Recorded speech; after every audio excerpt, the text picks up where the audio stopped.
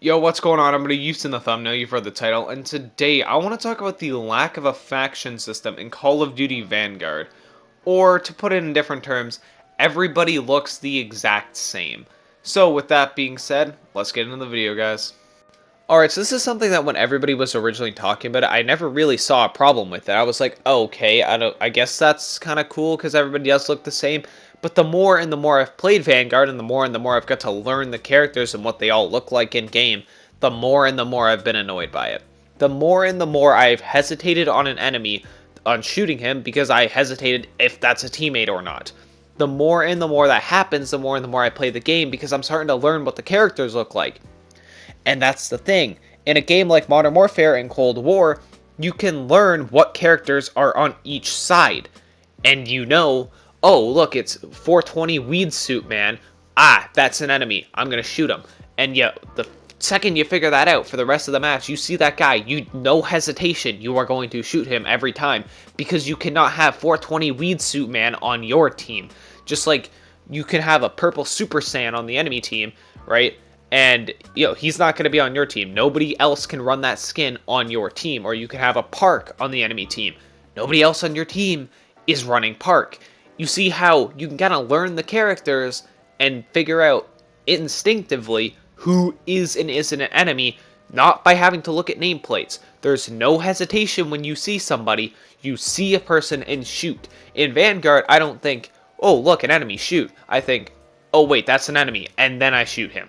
It's incredibly annoying, and on top of this, it also breaks the immersion of the game, because these are supposed to be like some kind of world-class operator type people, the best of the best, the quote-unquote professionals, and yet we're all killing each other for whatever reason.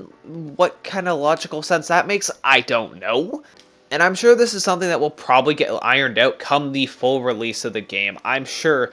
But at the same time, will it? Because we can't have characters that are looking too different from one another. Because if you looked at what the Japanese soldiers looked like in the trenches versus what the American soldiers looked like, they didn't look that much different. Now, granted, they did look a little bit different, but it wasn't a huge difference. Same thing with like the French guy and the American guy. Granted, they're kind of allies, right?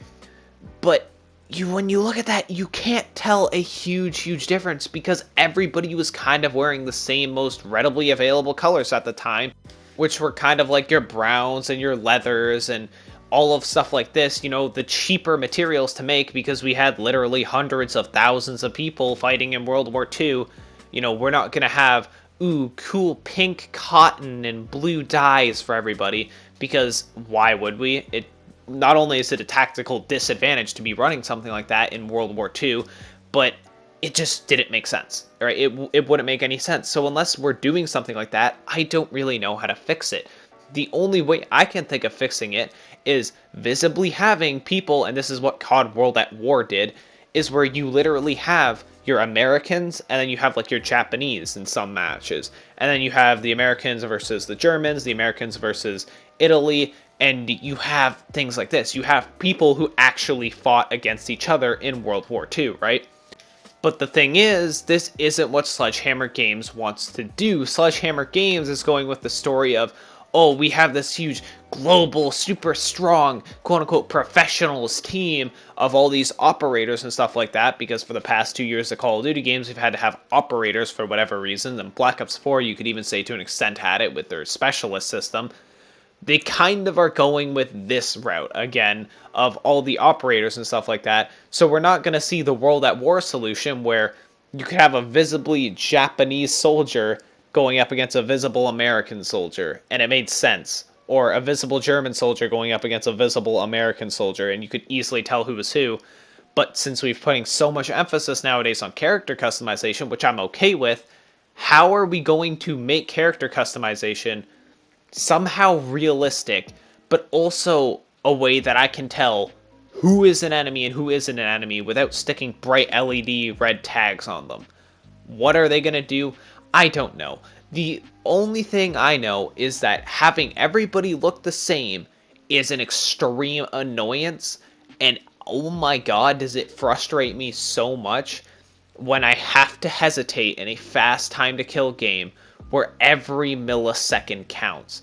It annoys the ever-living hell out of me, and it gets you killed sometimes because you have to hesitate as to who is and isn't an enemy, and that is extremely annoying.